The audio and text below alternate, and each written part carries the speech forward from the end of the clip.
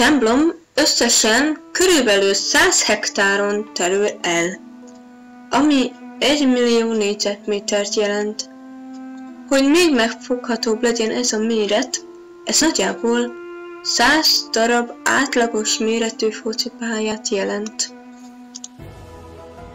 Építését a középbirodalom egyik fáraója, első Szenuszert kezdte meg az időszámításunk előtt 20. században. Majd újabb és újabb elemekkel bővült, hozzávetőlegesen 30 fáraó uralkodásához köthető egészen a görög-római korig. Az ókorban Ipet-Szutnak, vagyis kiválasztott helynek hívták, és Egyiptom új birodalmi fővárosa Théba mellett állt. Mai nevét Al-Karnak faluról kapta, amely a Nílus keleti partján a mai Luxor területén található. Az épület együttes a méreteivel, az udvarok, csarnokok, oszlopsorok, óriás szobrok végtelen sorával, hatalmas szent tóval lélegzett elállító hatást kelt. A kiterjedt templomkerület szíve az Istenek királyának, Amon-Rének szentelt templom körzete. A 12. dinasztia korában még csak egy egyszerű templom állt itt, de a későbbi korokban alig volt olyan fáraó, aki ne bővített vagy alakítatott volna a meglévő épületeken. A 19. dinasztia korában közel 80 000 munkás, őr, szolga és pap szolgált a templomban. A templom eredeti magja a kelet-nyugati tengely mentén, annak a közepe tájékán helyezkedett el, és onnan bővült folyamatosan kifelé.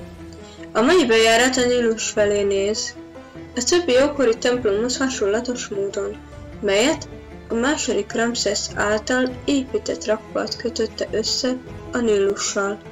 A rakparttól a templom első pülönjáig egy bevonulási út vezetett, amely Amon istent jelképező, vasfejű szfinxek szegélyezték. Ennek a hatalmas templomkörzetnek egyedi jellemzője, hogy egymásra merőleges tengelyek mentén épült. Ezen tengelyek mentén összesen 10 pülon épült. A kelet-nyugati tengely mentén összesen 6 pülont építettek, míg az észak-déli tengely mentén pedig összesen 4-et. Az első pülon, mely a legújabb a templom pülonjai közül, gigantikus méretű, a legnagyobb ilyen, amit az ókori Egyiptomban építettek. Magassága annó elérhette a 40 métert, és összesen 8 zászló lobogott előtte. A közepén lévő kapu majd 20 méter magas volt. A kapun belépve további szfinx sorok láthatóak, balra pedig második széti gránitból és homokból épült bárkakápolnája sorakoznak, összesen 3 darab, melyekben balról jobbra haladva Mut, Ámon és Honszú bárkáit tárolták. Az első udvar közepén Tarka fáraó pavilonjának maradványai találhatóak.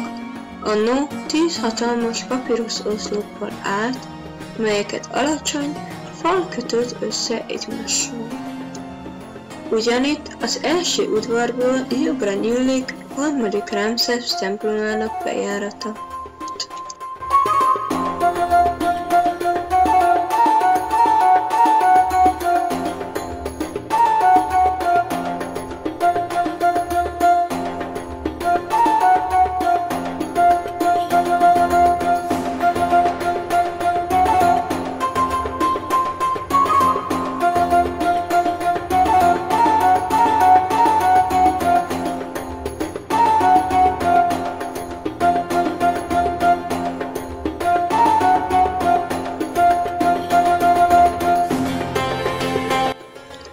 Az oszlopcsarnok előtt második Ramszesz hatalmas gránit kolosszusra fogadt bennünket.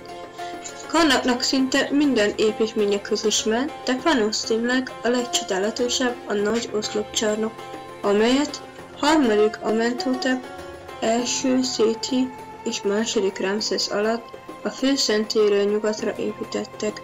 A nagy termet 134 monumentális paraványokkal díszített papírusz virágban végződő oszlop alkotja, melyből a 12 középső 22 méter, a többi pedig 15 méter magas.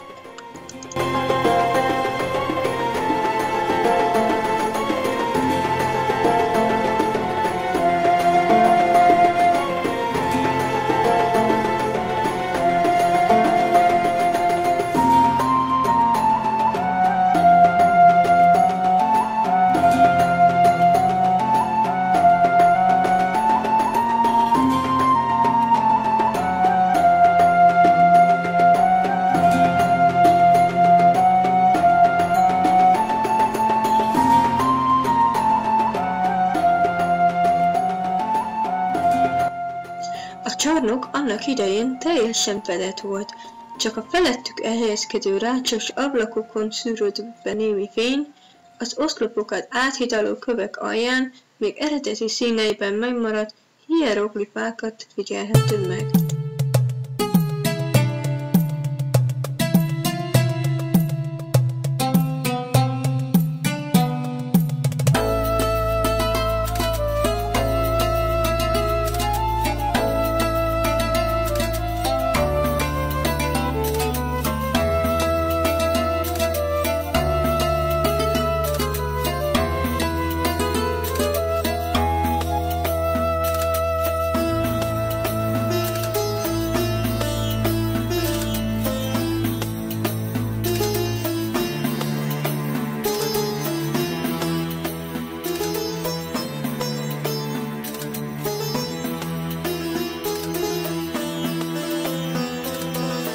Az oszlopcsarnokokból kiérve megérkezünk Amon-Ré körzetének Kacsette udvarára, ahol megcsodálhatjuk Hatshepsut déli obeliszkjét, mely 30 méter magas, ledőlt szakasz, amelyet nemrégiben emeltek fel.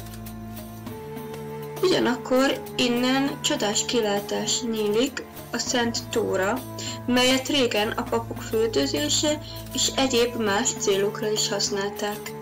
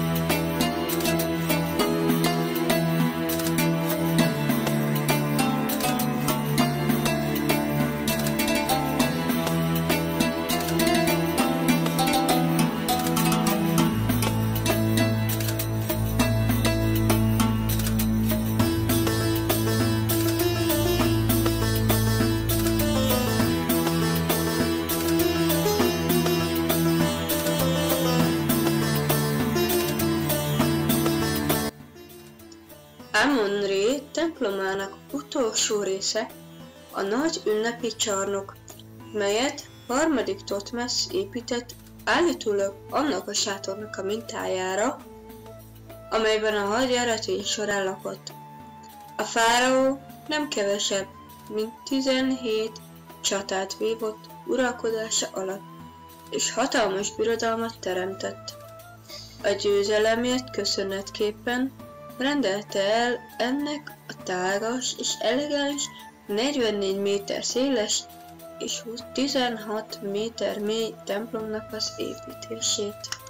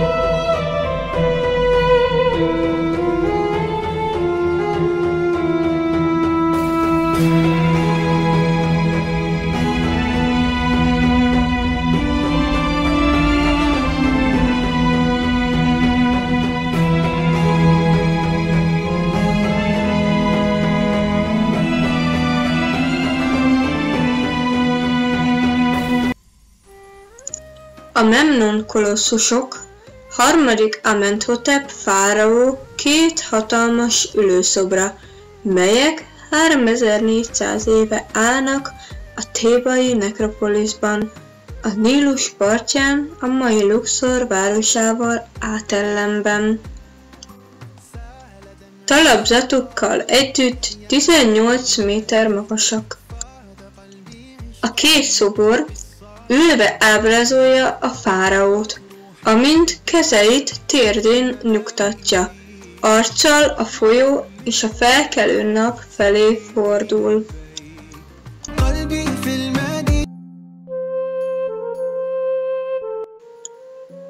A Királyok völgye egy völgy Egyiptom középső részén, ahol egy körülbelül 500 éves időszak folyamán az időszámításunk előtt 16-11. század között királyok és nagyhatalmú nemesek számára épültek sírok.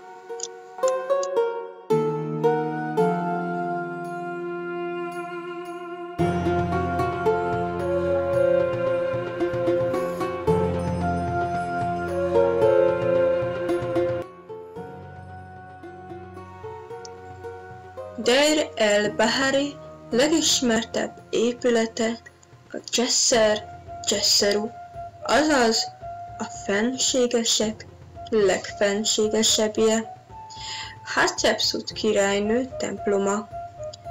Ezt Szenenmut tervezte, a fáraónő főépítésze.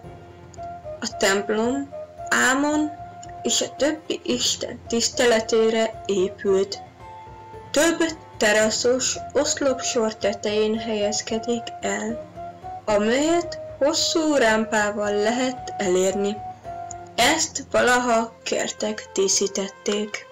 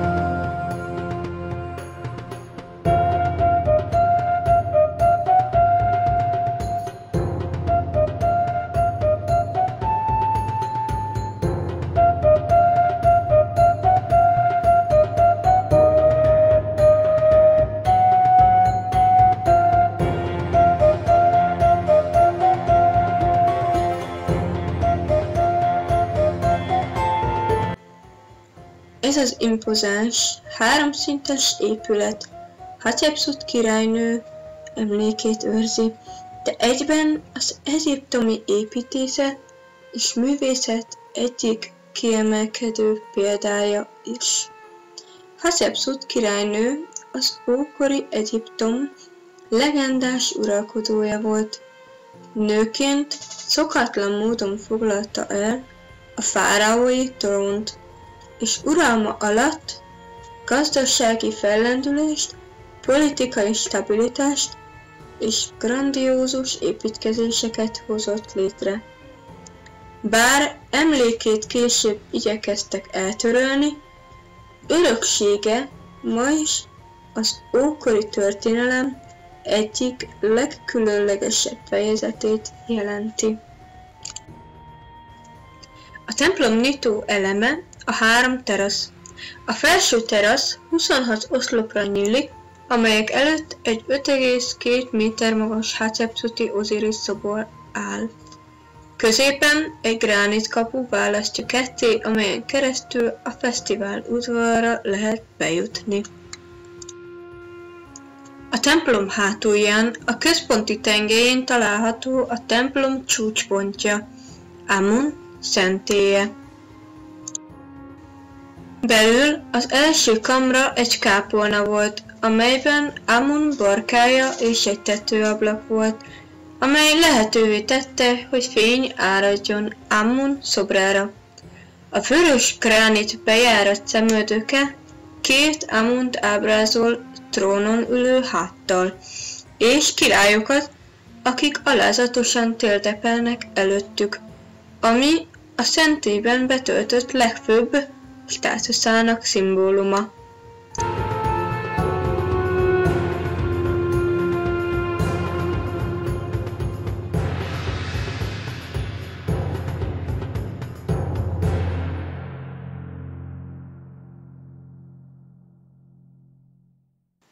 A középső terasz déli végén egy Hathor istennőnek szentelt szentély található. Gyakran ábrázolták tehénként vagy tehénfülű nőként szarvakkal, melyek közt a napkorongot tartja, időnként tükörrel a kezében, ami a szépségére utal.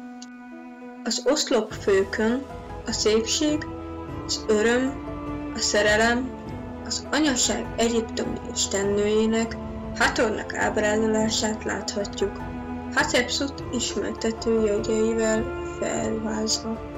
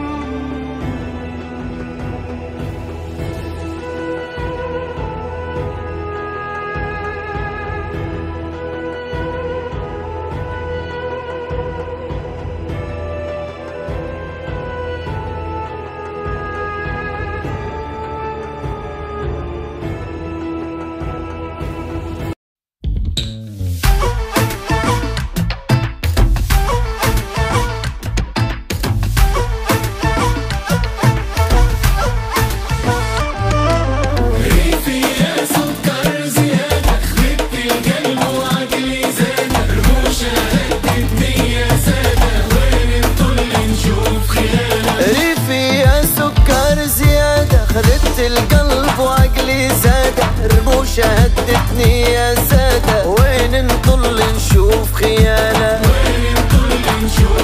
أشبهها أم عيون كبيرة خلتني مذوب الشيرة دخلت قلبي بلا تأشيرة عيونها مسمعها قتالة زينك يذبح شبحك ينحرم ما سحر كلامك أخضر كل لا لا بالي تخطر مستني زولك تعالى ريفي يا سكر زيادة خدت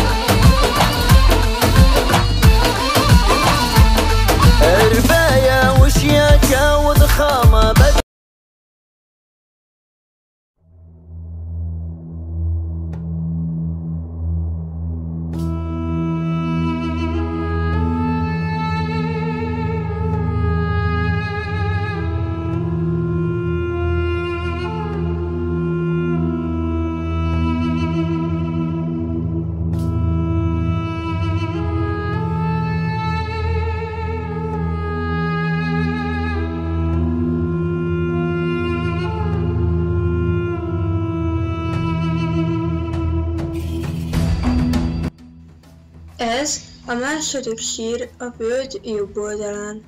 Létezése már a ptolemaioszi időkben is ismert volt.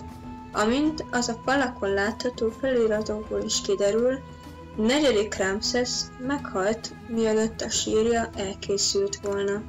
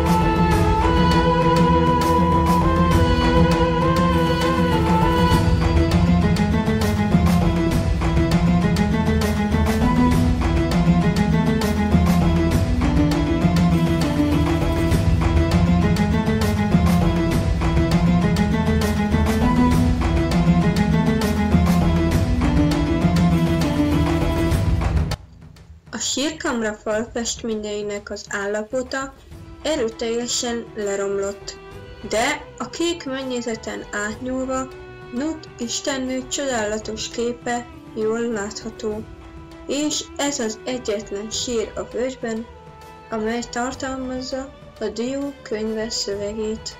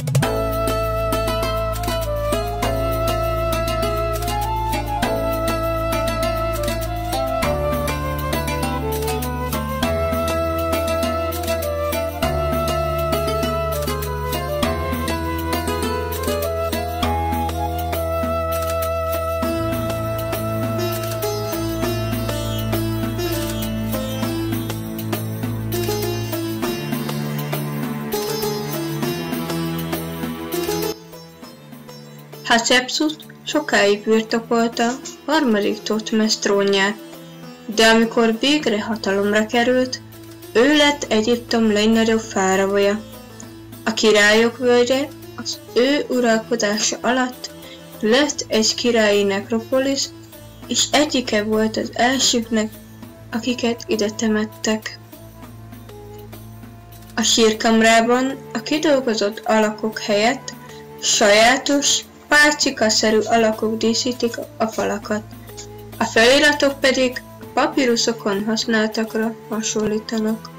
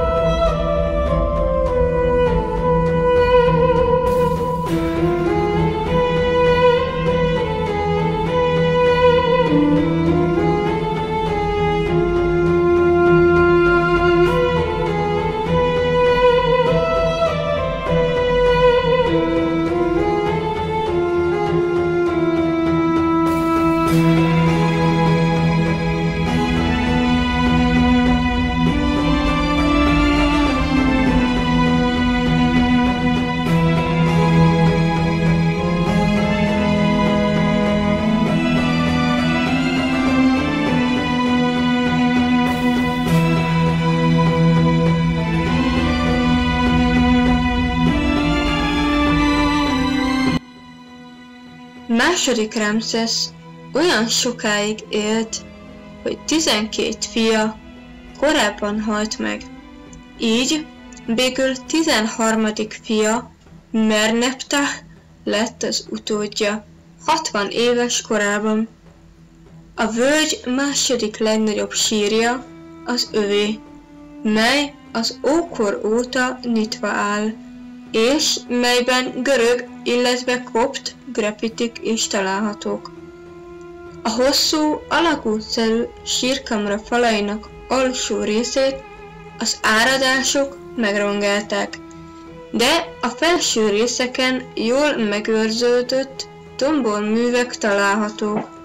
Miután belépünk az első hosszú folyosóra, balra egy lenyűgöző dombormű található, amely Merneptaht ábrázolja Rá Horakti istennel, amelyet Rá litániája követ. Lejjebb a folyosókat a halottak könyve, a kapuk könyve és az Amduat könyve bizonyos jeleneteit díszítik. Egy aknán túl egy hamis sírkamra található, amelynek két oszlopát a kapuk könyve egyes elemei díszíti. Bár a sírkamra díszítésének nagy része megfakult, de a sír továbbra is lenyűgöző maradt.